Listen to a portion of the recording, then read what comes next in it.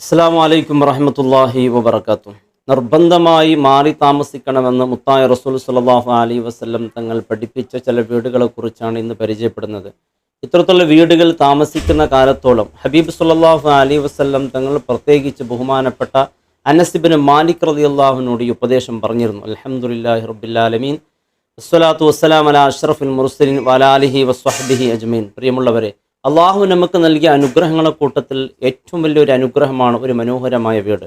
മുത്തായ ഹബീബ് സല്ലല്ലാഹു അലൈഹി വസല്ലം തങ്ങൾ പറയുകയാണ്, ഒരു മനുഷ്യനിക്ക് ഒരു 3 അനുഗ്രഹം കിട്ടിയാൽ വലിയ ഭാഗ്യമാണ്.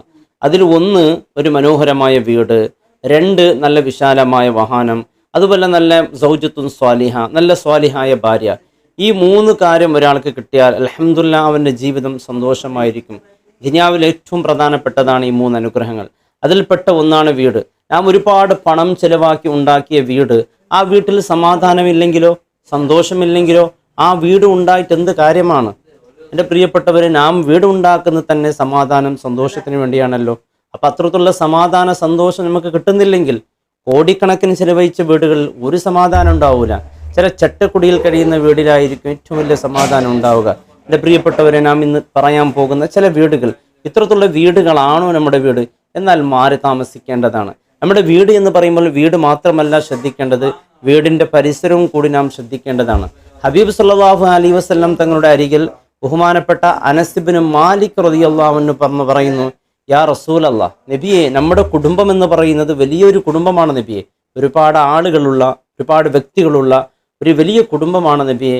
അതുകൊണ്ട് നമുക്കൊരു വിശാലമായ വീടിൻ്റെ ഒരു ആവശ്യമുണ്ട്. കാരണം വലിയ കുടുംബമാകുമ്പോൾ ഈ ചെറിയ വീടിൽ നമുക്ക് കഴിയാൻ പ്രയാസമുണ്ട്. അതുകൊണ്ട് വലിയ വീടിൻ്റെ ആവശ്യമുണ്ടെന്ന് പറഞ്ഞ് അങ്ങനെ ഒരു വീട് അന്വേഷിക്കുകയും ഒരു വലിയ വീടിലേക്ക് അവർ അങ്ങനെ മാറി താമസിക്കുകയും ചെയ്തു.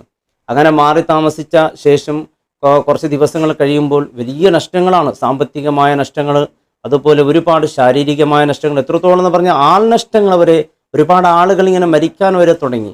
ഹബീബ് സല്ലല്ലാഹു അലൈഹി വസല്ലം തങ്ങളോട് ഈ കാര്യങ്ങൾ ബോധ്യപ്പെടുത്തി, യാ റസൂലല്ലാഹ്, വലിയ പ്രയാസത്തിനാണ് നബിയെ, സാമ്പത്തികമായ വലിയ പ്രയാസമുണ്ട്, അതുപോലെ കുടുംബത്തിൽ ഒരുപാട് ആളുകൾ മരിച്ചു പോകുന്നുണ്ട്.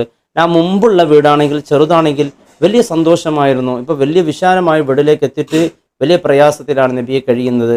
ഇതിനെന്താണ് പരിഹാരം എന്ന് ചോദിച്ചപ്പോൾ മുത്തായ ഹബീബ് സല്ലല്ലാഹു അലൈഹി വസല്ലം തങ്ങൾ അനസ് ഇബ്നു മാലിക് റളിയല്ലാഹുവിനോട് പറയുകയാണ്, ആ വീട് മാറണം എന്നായിരുന്നു.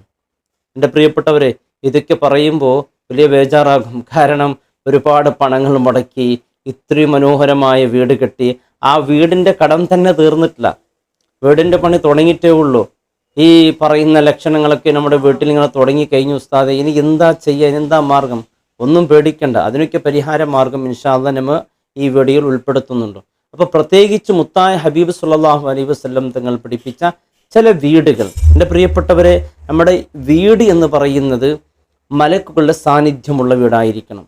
പിശാചിൻ്റെ സാന്നിധ്യമുള്ള വീടായി നമ്മുടെ വീട് മാറിയാൽ എന്നും എപ്പോഴും നമ്മുടെ കുടുംബത്തിൽ പ്രയാസമായിരിക്കും, മനസ്സമാധാനം ഉണ്ടാവുകയില്ല. എപ്പോഴും വീട്ടിൽ എന്തെങ്കിലും പറഞ്ഞുകൊണ്ട് കുഴപ്പങ്ങളുണ്ടായിരിക്കും.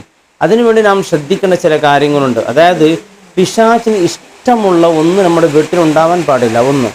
രണ്ടാമത്, നമ്മുടെ വീടിൻ്റെ ചുറ്റു പരിസരമുണ്ടല്ലോ, അത് ശ്രദ്ധിക്കേണ്ടതാണ്. വീടിൻ്റെ ചുറ്റു പരിസരത്തുള്ള ചില മരങ്ങളെക്കുറിച്ച് നാം പരിചയപ്പെടുന്നുണ്ട്. ഈ മരങ്ങൾ നമ്മുടെ ചുറ്റുഭാഗത്തുണ്ടെങ്കിൽ പിശാച് താമസിക്കുന്ന ചില മരങ്ങളുണ്ട്. ഈ മരങ്ങളാണ് നമ്മുടെ ചുറ്റുഭാഗത്തുള്ളതെങ്കിൽ തീർച്ചയായും ആ വീടിൽ വലിയ നാശനഷ്ടങ്ങളൊക്കെ ഉണ്ടാകും. അപ്പോൾ നാം മരങ്ങളെക്കുറിച്ച് ആദ്യം പഠിക്കാം. മരങ്ങൾ 5 തരം മരങ്ങളാണ് ഉള്ളത്. ഈ 5 തരം മരത്തിൽ 4 തരം മരത്തിലും 5ാമത്തൊരു മരമുണ്ട്. ആ മരം നമ്മുടെ വീട്ടിലുണ്ടെങ്കിൽ അത് വെട്ടി മുറിച്ചെടുക്കണം, അല്ലെങ്കിൽ ആ മരം ഇല്ലാത്ത സ്ഥലത്ത് നോക്കി നാം വീട് കെട്ടുകയും വേണം. ആ മരങ്ങളെക്കുറിച്ച് പരിചയപ്പെടുമ്പോൾ നാം മനസ്സിലാക്കേണ്ടത്, മരങ്ങൾ 5 തരമായിരിക്കും. മരങ്ങളിൽ ഒരു മരം എന്നുള്ളത്, അതായത് ബാഹർസാർ എന്ന് പറയുന്നൊരു മരമാണ്. അങ്ങനെ പറഞ്ഞാൽ അതിൻ്റെ ഉള്ളു പൊള്ളയായിരിക്കും, പുറം നല്ല കാതലുള്ളതായിരിക്കും, നല്ല ഉറപ്പുള്ളതായിരിക്കും. ഉദാഹരണക്ക് തെങ്ങ് മരം, അല്ലേ? തെങ്ങ് മരം അറിയില്ലേ? അതുപോലെ പനം, ഞങ്ങൾ ചായ എന്നൊക്കെ പറയും. ഈ പനം, തെങ്ങ്, ഈ മരങ്ങൾ പുറം നല്ല ഉറപ്പുള്ളതായിരിക്കാം, പക്ഷെ അതിൻ്റെ ഉള്ളാണെങ്കിലോ നാറുകൾ മാത്രമായിരിക്കും. ഇത്തരത്തിലുള്ള മരങ്ങൾ.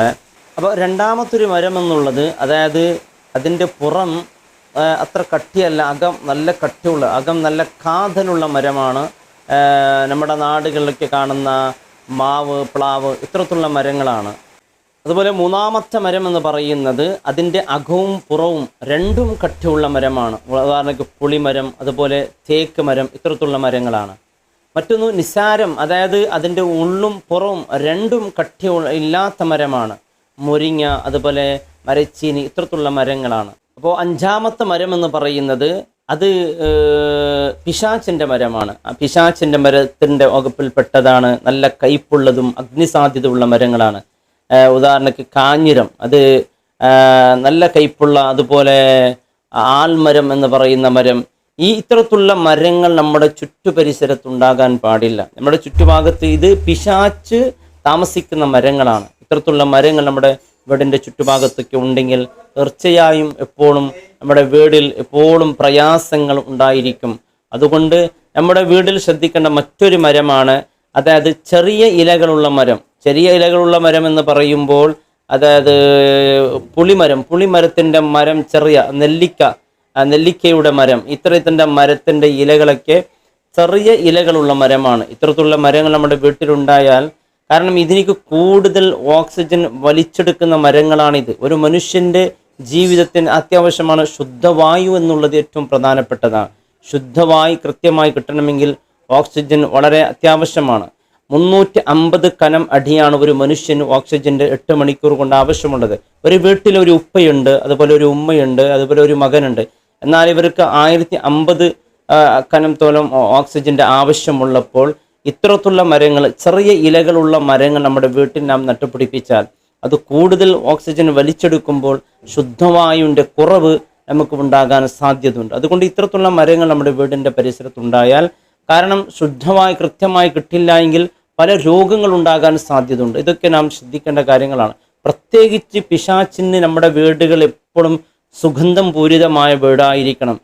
അഴുക്കുകളുള്ള വീടുകളായാൽ, അതുപോലെ നമ്മുടെ വീടിൽ ഇത്തരത്തിലുള്ള കച്ചറകളെല്ലാം ഒരുമിച്ച് കൂട്ടി അതൊന്നും കൃത്യമായി 8 കാലുടെ വല, ഇത്തരത്തിലുള്ള നെജസ്സുകൾ കൂടുതൽ സാധ്യതയുള്ള വീട്ടാണെങ്കിൽ അവിടെ പിശാച് കൂടുതൽ ഉണ്ടാകാൻ സാധ്യതയുണ്ട്. പിശാച് കൂടുതലുണ്ടായാൽ മനസ്സമാധാനം നഷ്ടപ്പെടും. പിശാചിൻ്റെ പല ഉപദ്രവങ്ങൾ ഏൽക്കേണ്ടി വരും. അപ്പം നമ്മുടെ വീടുകളിലൊക്കെ അത്തരത്തിലുള്ള പൈശാചികമായ പ്രയാസങ്ങൾ അനുഭവിക്കുന്നൊക്കെ ഉണ്ടെങ്കിൽ, എൻ്റെ പ്രിയമുള്ളവർ, നമ്മുടെ വീട്ടിൽ പിശാചിനെ ആട്ടി ഓടിക്കാൻ ഏറ്റവും പ്രധാനപ്പെട്ട ഒരു മരുന്നാണ് സൂറത്തുൽ ബഖറ. ഈ അടുത്തൊരു വാർത്തയിൽ കണ്ട് അത്ഭുതപ്പെട്ടു പോയി. ആ വാർത്തയിൽ ഒരു മാരണം ചെയ്യുന്ന ഒരു പെൺകുട്ടിയാണ് പിടികൂടിയത്. നാം ചാനലിലൊക്കെ കണ്ടവരാണ്. ആ പെൺകുട്ടി പിടികൂടിയ സമയത്ത് ആ പെൺകുട്ടിയോട് ചോദിച്ചൊരു ചോദ്യമുണ്ട്, നീ ഏറ്റവും കൂടുതൽ മാരണം ചെയ്തത് ആർക്കാണെന്ന്. അപ്പോൾ ഇന്നൊരു പെണ്ണിനാണ് ഏറ്റവും കൂടുതൽ മാരണം ചെയ്തതെന്ന് പറഞ്ഞു. അപ്പോൾ ആ പെണ്ണിനെ അന്വേഷിച്ചു. ആ പെണ്ണിനോട് ചോദിച്ചു, നിങ്ങൾക്ക് ഇങ്ങനെ കൂടുതലായി മാരണം ചെയ്തിട്ടുണ്ട്, നിങ്ങൾ ഏറ്റിട്ടുണ്ടോ ഈ മാരണം എന്ന് ചോദിച്ചപ്പോൾ ആ സഹോദരി പറഞ്ഞത്, ഇല്ല, നമുക്കൊരിക്കലും ഇത്തരത്തിലുള്ള മാരണം ഒന്നും സംഭവിച്ചിട്ടേ ഇല്ല എന്ന് പറഞ്ഞു. അപ്പോൾ അത്ഭുതപ്പെട്ടു, എന്തുകൊണ്ട് സംഭവിച്ചില്ല? കാരണം നിത്യം ആ വീട്ടിൽ സൂറത്തുൽ ബഖറ ഓതുന്ന വീടായിരുന്നു. അതുകൊണ്ട് ആ വീടിന് സംരക്ഷണം ഉണ്ടായിരുന്നു. നമ്മുടെ വീടിൽ, എൻ്റെ പ്രിയപ്പെട്ടവരെ, നാം ഒരുപാട് പണങ്ങൾ മുടക്കിയ വീടായിരിക്കാം, എന്നാൽ സമാധാനമുള്ളാത്ത വീടായിരിക്കാം. അത് നമുക്ക് മാറാൻ കഴിയുമെങ്കിൽ ഏറ്റവും നല്ലതാണ്. അത് മാറി അടുത്ത വീട്ടിലേക്ക് പോവുക.